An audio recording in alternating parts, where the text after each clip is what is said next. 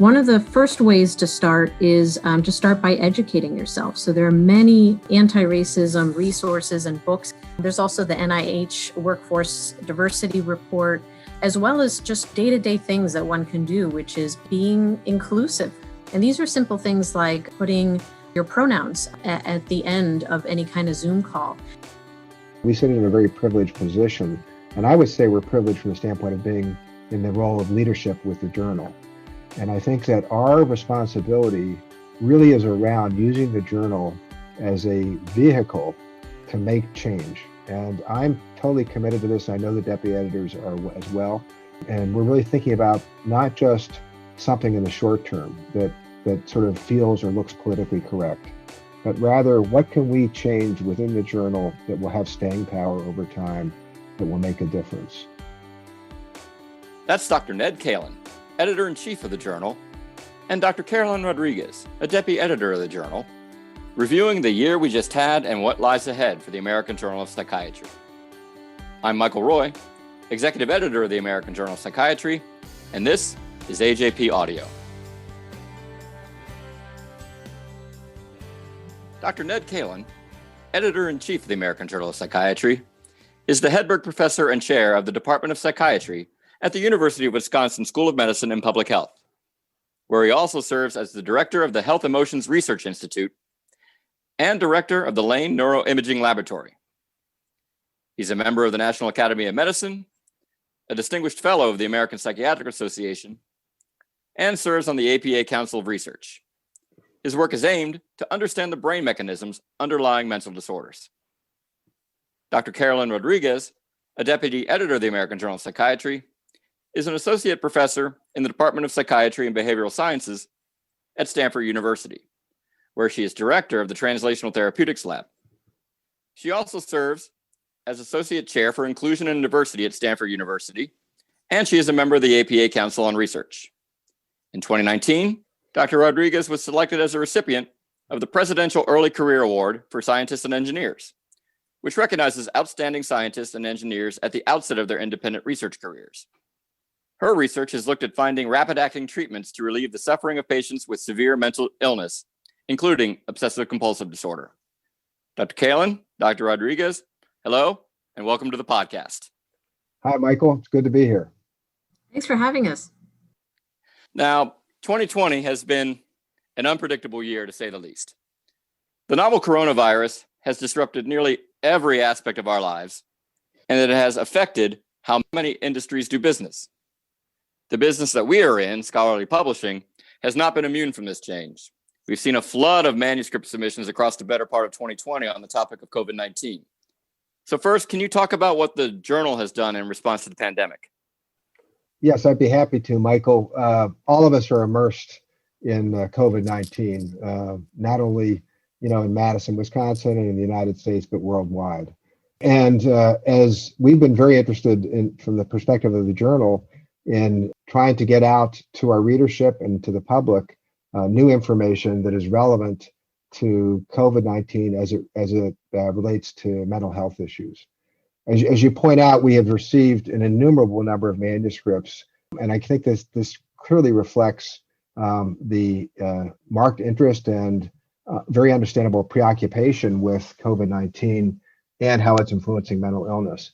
The journal is quite selective by nature, and so we have really tried to select the manuscripts that we think that would have the most impact for our readership. And as part of that, have been able to streamline the process of selecting some of those manuscripts and actually getting them online very rapidly. And if you take a look at our website, you'll see that we have a very special section right up front that's related to COVID-19 with some really interesting and potentially clinically important papers that range all the way from telehealth on an inpatient unit to thinking about the pros and cons of virtual psychotherapy, to thinking about populations that may be particularly affected, where the interaction between mental health issues and COVID-19 can be, absolutely devastating. For example, individuals with substance use disorders, disabled individuals in communities where there are barriers to getting help, or underprivileged communities where the resources aren't there.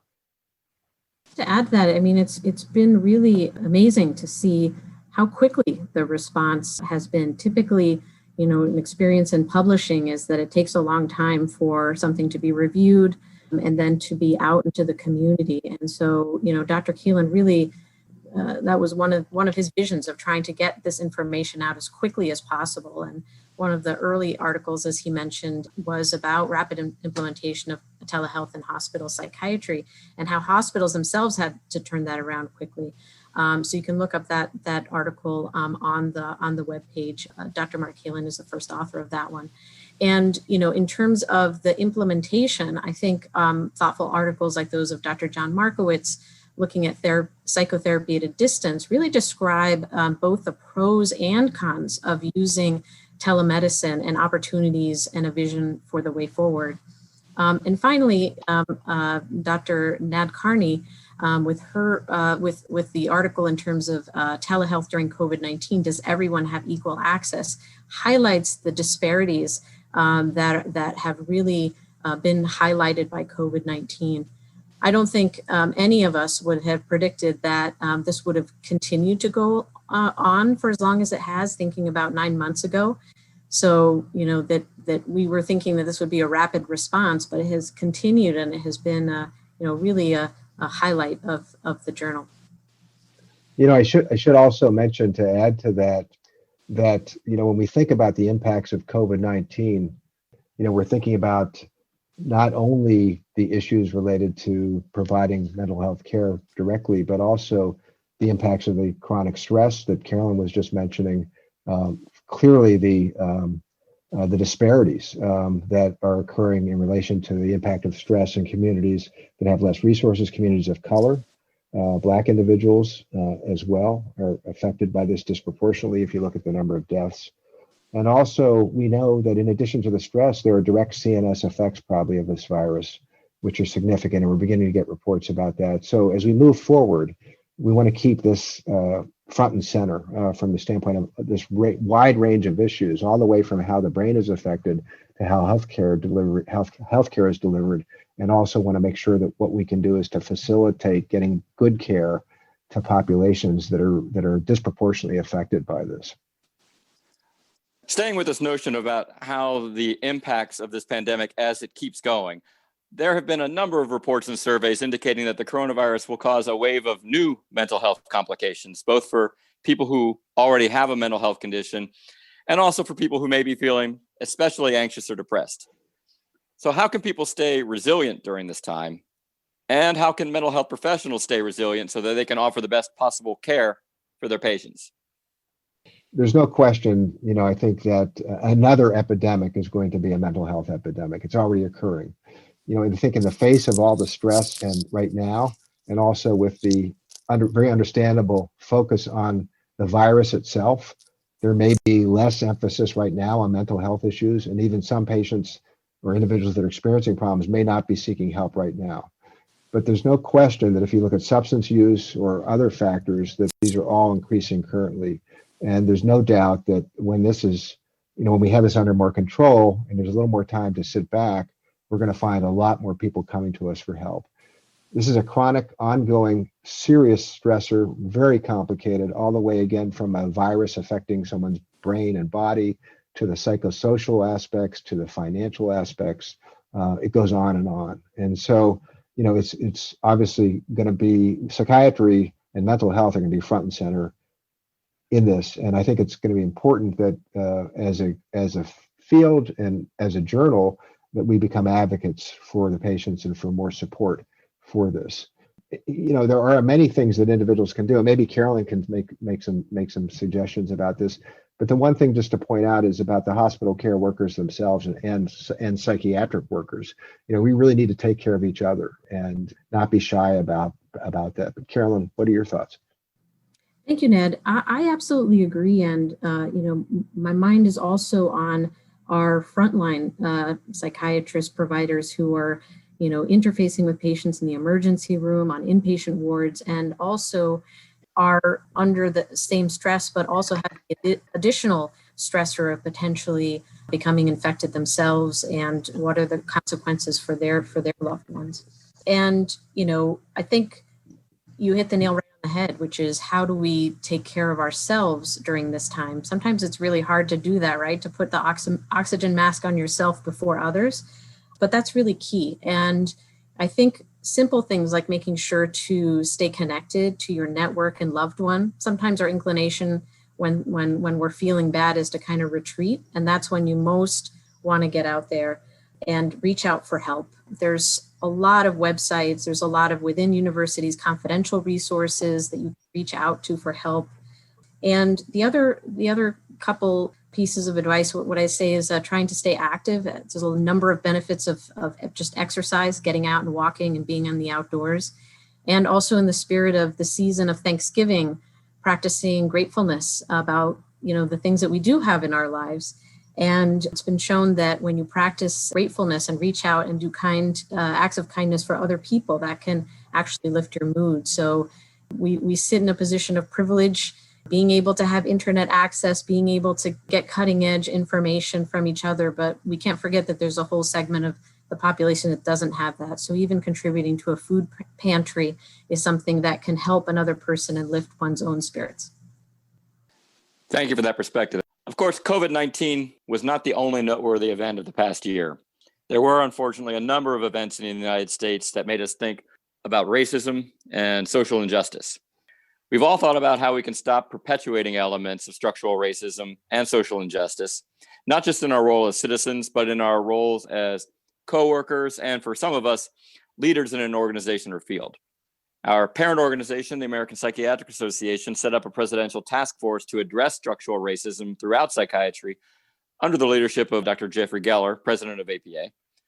And from your point of view, how have racism and social injustice affected things like mental health care research and mental health care access? What I would start with is that increasingly we see in the news and the data that is evident out there that COVID-19 disproportionately affects individuals of color.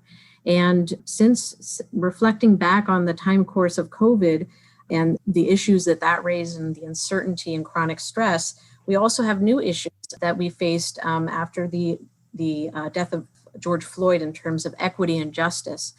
And the context and intersection of these two things has really created, I think, a very positive change in our society, realizing that there's a long road ahead, that the scale of change needed to impact a culture of equity and creating a culture that has creating a more equitable environment is something that's going to require efforts not just of individuals, but really groups of people, and that we really need to act more directly, getting data, becoming more informed in order to make meaningful change within the context of systemic racism and how it impacts mental health care access. I have to say, sort of on a personal level, as a healthcare provider, it really touches me, on a day-to-day level. Just this last month, I went to the emergency room to see an individual who had suicidal thoughts. And collecting his history, which I've disguised, he had a lot of pain, healthy individual with a lot of pain in his shoulder. And the pain was ignored by his healthcare providers. And the pain eventually ended up leading into a benign abscess that then created the need for a surgery, which then created the need for physical therapy. He was unable to work, unable to provide for his kids, and that caused depression and feeling hopeless in the setting of this pandemic that's leading to him to present to me as a psychiatrist in terms of suicidality.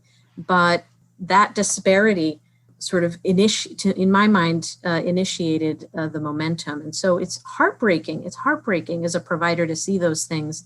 And I know that the journal is committed to doing all that we can for our part in terms of educating ourselves and creating a roadmap for meaningful change. Yeah, let me add a couple things to that, if it's okay, Michael. We are really living in unprecedented times, and I think, as Carolyn has pointed out, the real positive impact that has come out of the Black Lives Matter movement and all of the things that have happened recently in relation to COVID as well in some ways have brought a social consciousness for many of us in ways that for whatever reason wasn't there before. And I think that within the journal, I've worked with the deputy editors, including Kalin, who's been extremely instrumental in this, to really think through how we can use the journal to make change and to use it to basically combat anti-racism from the standpoint of the trauma and the horrible impacts that racism has and currently has had and currently has on our society. And as Kalin pointed out, we sit in a very privileged position. And I would say we're privileged from the standpoint of being in the role of leadership with the journal. And I think that our responsibility really is around using the journal as a vehicle to make change. And I'm totally committed to this. I know the deputy editors are as well. And we're really thinking about not just something in the short term that sort of feels or looks politically correct, but rather what can we change within the journal that will have staying power over time, that will make a difference. And so we're in the process now of self-examination. We're in the process of each of us sort of thinking through ourselves about what we can do differently. I personally have been in the process of self-examination from the standpoint of trying to understand how I've contributed to racist issues unintentionally, but I think this is a process that we're all sort of thinking through, and we want to use sort of our own self-examination as a piece of thinking through then how we can make structural changes in the journal. And some of those things are related immediately to making it a priority to have published papers that are focused on healthcare disparities in relation to populations or individuals of color, where the disparities are clearly there, where discrimination has been there in the past. Other issues are related to thinking about how we can be more active in encouraging minorities and minority individuals to submit papers to the journal, how we can mentor individuals, how we can broaden the diversity of not only people that send manuscripts in, but also review manuscripts, and how we can gather information from diverse individuals to help us think through the changes that we want to make in the journal. And so there are a variety of things. Already we have a couple of papers that are on our website, and like with COVID, we've also highlighted this area as being so important that we want papers to be immediately posted on the website. We have a special section. And actually, one of the most exciting papers that we've gotten is one that Kalin is a co-author on, which is focused around thinking through how we can ensure that academic psychiatry departments are doing what they can do to make a difference and make the changes that they need to make in this area. Specifically thinking about leadership roles in relation to positions where we can have a vice chair or someone in a powerful position that will oversee diversity, equity, inclusiveness, and anti-racism efforts. And as you mentioned in your introduction, Kalin has been very involved with that at Stanford, and I know she's involved with that at a national level as well. So it's really an asset and wonderful to have her as a deputy editor. And as we move forward, you'll see that she's going to be taking more and more of a leadership role in this area for the journal. So as has been noted, one of the effects that racism has had is that Black and other minority populations have endured unequal healthcare access and outcomes. What can mental health professionals do to acknowledge and start to remedy this, both in their own organizations and in their own research? Michael, first of all, thank you for asking this question. I think this is the key question. One of the first ways to start is to start by educating yourself. So there are many anti-racism resources and books. If you just kind of Google any kind of bestseller list, it's really heartening to see anti-racism resources on the bestseller lists. There's also the NIH Workforce Diversity Report, as well as just, day-to-day things that one can do, which is being inclusive, right? Inviting Black colleagues to participate in grant applications and reviews. The other component, which is very important, is the collection of data, right? To be able to understand the baseline and how best to make an impact. This is a double-edged sword, right? Because when you collect information on ethnicity, gender, and different demographics, able or not, you need to be able to signal the reason why. There's several national initiatives that are around we ask because we care. And so it's important to sort of educate why is the importance of these things and make sure that people are not in a position where they feel like that those metrics are being used in terms of evaluating them. The other piece that one can do is just to signal that you're somebody who is open to inclusion. And these are simple things like putting your pronouns at the end of any kind of Zoom call. This can actually, I've noticed this time and time again. People will ask me, why do you have pronouns there? And what does that mean? And you can really engage in these kinds of conversations. So I think these types of things will ultimately help in terms of the long-term vision and long-term goal, which is creating environments that encourage diverse thinking. And I know Dr. Kalin is very passionate about this. We need to have as diverse representation as possible on the editorial board and on the deputy editors group, because that's how you really get the best kind of reviews. People bring to the table different kinds of experiences and backgrounds. Resilience, grit are important. People's life stories are important. And at the end of the day, it's about putting the best science out there. And if we have a diverse group, we can accomplish that mission. The other thing to add is that, unfortunately, there is bias in the system. All of us are biased. And how do we take action to recognize that? There was a very impactful report in Science, Ginther et al. in 2011, that showed that Black and Asian investigators are less likely to be awarded an R01 on the first or second attempt, and Black and Hispanics are less likely to resubmit a revised application, and Black investigators that do resubmit have to do so more often to receive an award.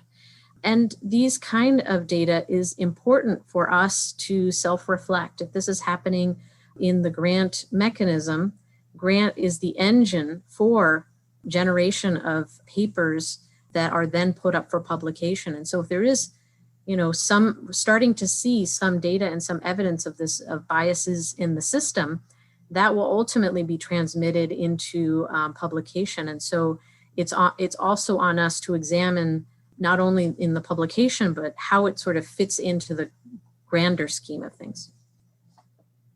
And Kalin, you had started to mention things that on our level with the journal we're doing in terms of addressing structural racism and inequities.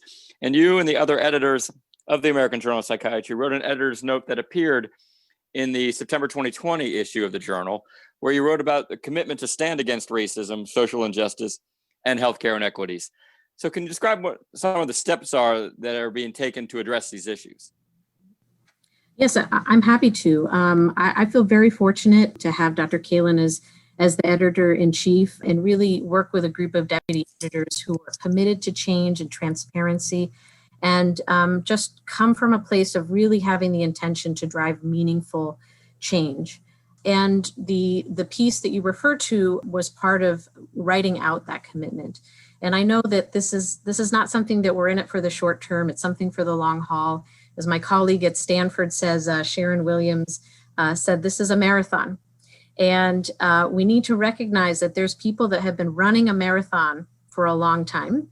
There's some people who are new to the marathon, and just getting started and just, learning about the marathon and what it is. And then there's some people who are on the sidelines and wondering whether they should participate in the marathon. And we want to include everybody who is around the marathon, invite them to join the race and to really touch as many of the readership as possible at AJP.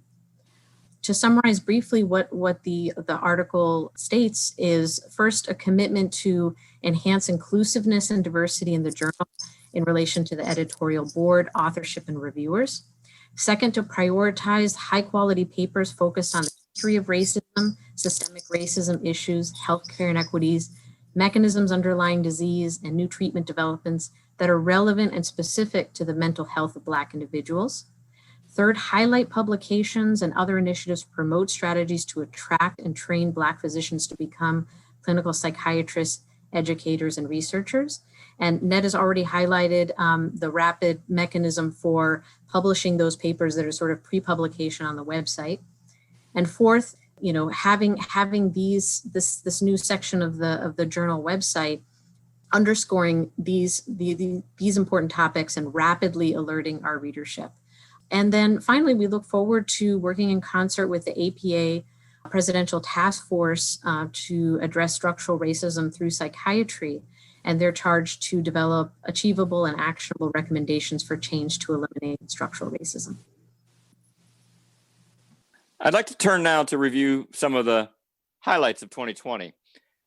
From your point of view as editors of the journal, what were some articles that really stood out to you among the research that was published this past year? So this year we've had so many wonderful papers. It's really difficult to select one, but at the end of the year we do this kind of articles of impact and import, and we do need to select one. And this year I selected one that was an elegant study by Glacier et al. And the topic is about translational neuroscience and having mitochondrial pathways shed light on therapeutic targets.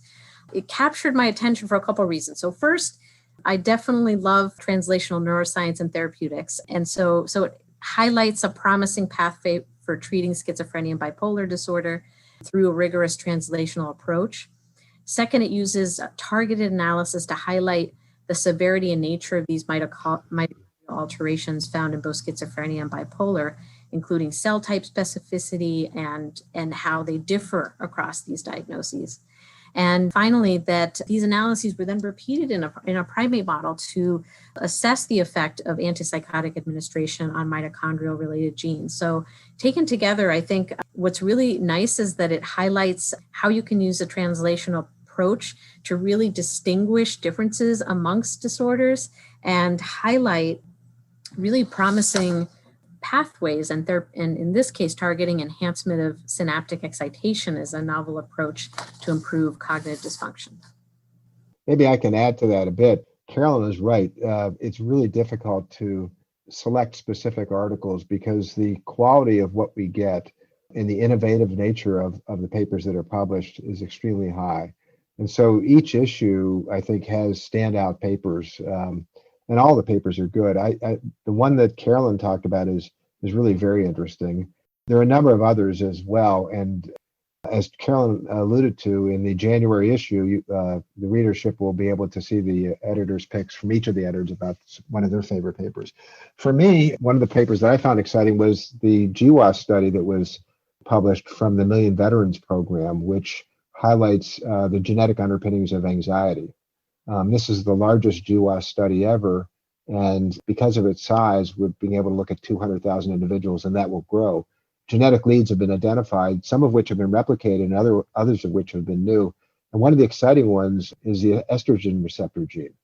And so this is a candidate that we've known for a long time is probably related to anxiety and affective problems, but never really had the genetic information that was sort of the smoking gun. And so it's early, but it's exciting. Another paper that's exciting that I think Elizabeth Binder, one of the deputy editors, is particularly excited about is one looking at levels of pollution in this case in cities in China in relation to how many days patients are hospitalized for depression, finding a direct relation between levels of air pollution and depression, and linking, an important current environmental factor to the brain and to symptoms, but also when you think about it, linking that to one of the most important topics facing us, which is our environment and hopefully moving in a greener direction for our world. And one of the cool things that they found in this paper was that the levels of nitrous oxide actually were predictive of of this phenomena. So even getting down to the level of which type of pollution. So, that's one of the really exciting things about the journal is that it goes all the way from basic molecules, ideas about treatment, to the environment, to society. It really does represent the breadth of our field, which I think is remarkable. And I want to move from what we have published to what we may be publishing. Are you seeing any trends in the field of mental health research? We are seeing lots of trends, but they really run along, I think, traditional lines. And so, the trends are around clinical trials for new therapeutics, certainly new trends in relation to neuromodulation strategies. Kalin herself has been very involved with research in this area, things like transcranial magnetic stimulation and optimizing it and thinking about how to be much smarter about how to personalize treatment responses. Ketamine and the psychedelic area has been an area of high impact and interest. As you know, ketamine is now demonstrated to be a rapidly acting antidepressant, and it looks like it affects a lot of other types of symptoms. One of the exciting papers actually this year was around the use of ketamine for substance use, alcohol use disorder, showing that one injection of ketamine facilitated some of the motivational enhancement therapies that were tried. So there's that. For sure, our emphasis is going to be on healthcare disparities, and thinking about how we can better push research agendas in relation to people of color. An example in the study that I just mentioned with the GWAS study was one of the important things in this study was that there were enough individuals of color, or actually I should say of African American descent, that they could the investigators could look at whether there were genetic differences that might be important in thinking about treatment response. And there was one gene that was found that was very rare in the Caucasian population, but fairly common in the Afro-American population. And so really thinking about what can we do to further our understanding of the illnesses as they affect the minority populations and how we can better promote treatments is definitely a theme. And for sure, the COVID-19 theme will be there as well. So a whole variety of things. I completely agree with everything you said, Ned, and just jumping off the point with the COVID-19, I think what we're seeing as we understand more about COVID-19 and how it acts is more and more, reports of how it affects the brain. And I think, would really invite pieces that seek to understand the neurobiology, neuroimaging, looking toward the future. There are people who are affected by COVID and then continue to have these long-term sequelae, and how it impacts other outcomes in terms of, we already talked about anxiety, depression, suicidality. We don't know what are the effects of COVID on individuals, and also importantly, how to distinguish it from just the stress of the environment versus actually being COVID positive. And recognizing the effects that this is probably going to have on our inboxes and the submission system, are there any kind of topics that you would like to see more of in the journal? Well, again, I think we want to highlight the COVID-19 topics that we just talked about. We want to highlight topics that focus in on healthcare disparities in ways that we can better understand the disparities, and hopefully ideas about how we can have impactful positive change in relation to disparities, especially as it relates to mental health and mental well-being. We're quite interested also across the board in the new developments in the field, and want to feature the opportunity to rapidly publish clinical trial information as it comes out that is sufficient to sort of support changes in treatment. And we're particularly interested in also blending the clinical science with the more basic science in a way that we can bring our readership up to speed on how we can think at a variety of levels in relation to the patients sitting in front of us and in relation to treatments, all the way from molecules to using animal models to doing human neuroimaging and clinical trials. Yeah, I would say if you're doing great science, we want to see it. Anything that you think that would fit for the American Journal, we want to have it in there. We want to feature the best. We also want to feature topics about social justice, anti-racism. The goal is to impact and reach as many people as possible. And so if you're doing great science, it can't hurt to just run it by and see if it could be a fit. Well said. And I have one more question regarding future things that the American Journal of Psychiatry might publish, and that's moving from new research and new research areas to new authors. And the question would be, what advice would you give early career researchers who are aiming to get published or get involved with the journal?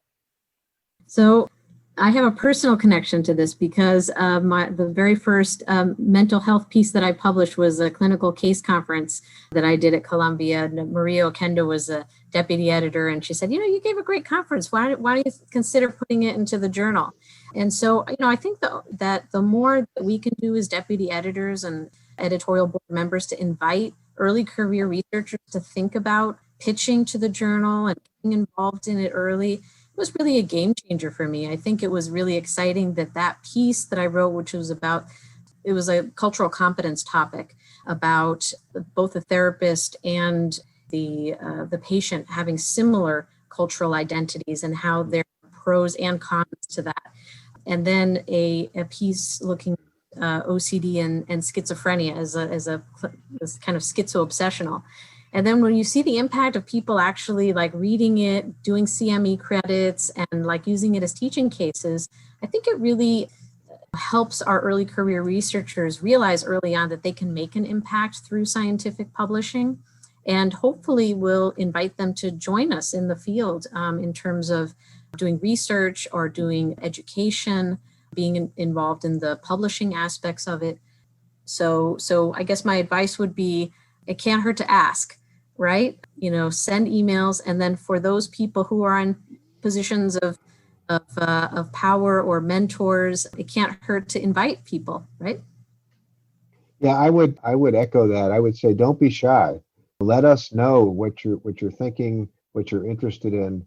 We really do want to publish the best science, but we also want to be inclusive, and we want to help people with their careers. And so I think we can do a little extra mentoring at times from the deputy editors. If you get rejected, if you send something in, join the crowd. That's one thing just to keep in mind, that being rejected from the American Journal should not be taken personally by anybody. We only have so much space in the journal, and it is pretty competitive. But you may have an idea or a piece of data or a study that would be really cool to have published in the journal. And so it doesn't hurt to ask at all. And if you'd like a little more support or help, it doesn't hurt to ask about that either. And so we would invite younger folks and more junior people to be involved. And also let us know if you'd like to do some reviews, because we always need reviewers. It's a great experience, I think, for more junior people to doing reviews either by themselves or with somebody a little bit more senior. And we'd like to enlist you in that effort. Indeed, I should probably put in a plug. If they do want to ask us questions or put themselves up as possible reviewers, they can just write to us. Easiest email for this podcast, ajp@psych.org. We'll put that out there, as hopefully we can get some more reviewers and authors we can mentor. And finally, Dr. Kalin, 2021 marks the beginning of your third year at the helm of the journal. So what are you hoping the new year will bring? So the first thing I'm hoping the new year will bring is the vaccinations for COVID-19. In relation to the journal, it has been a privilege, Michael, to be in this role. And I'm particularly privileged to have the deputy editors that I've been working with. I think it's obvious the contributions that Kalin has been making and her commitment. And Michael, I want to thank you and your staff as well from the standpoint of the support and commitment and involvement that you've had with the journal. I'm excited about the upcoming year, and I think the things that we've been doing have been really positive, and we want to keep working on those themes. You've heard a lot today about some of the content themes, but also, we want to get the highest quality papers possible into the journal. We want to, diversify the journal, as you've heard. We'd like to bring young investigators into the fold as well. You don't have to be an investigator; you can write a clinical report. And we want to follow along the sort of the strategy of trying to have each issue of a journal that's somewhat topically focused, and make each issue of the journal a piece that, when it comes out in hardcover, something that could be used as a teaching tool in a particular area for residents or med students or even faculty.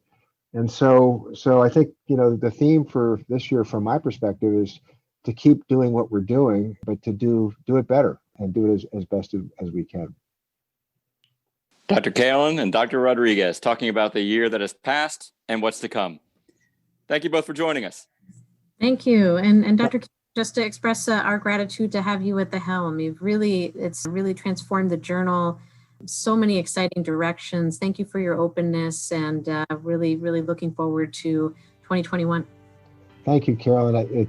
Thank you for that heartfelt comment. It really does make me feel good, and it's wonderful working with you. This concludes this episode of AJP Audio. You can rate and review the podcast on iTunes, Stitcher, or wherever you listen to it. Please also visit our website, ajp.psychiatryonline.org, to check out trending articles, find CME courses, and watch videos highlighting some of our other articles. APA Publishing has other podcasts you can listen to. Psychiatry Unbound is the books podcast from APA Publishing. It's hosted by Dr. Laura Roberts, editor-in-chief of APA Books. Also check out From Pages to Practice, which reviews the latest research published in the journal Psychiatric Services. It's hosted by Dr. Lisa Dixon, editor-in-chief of the journal, along with Dr. Josh Beresin. You can subscribe to these podcasts on Apple, Google, Spotify, or on any of the popular platforms. Thank you for listening.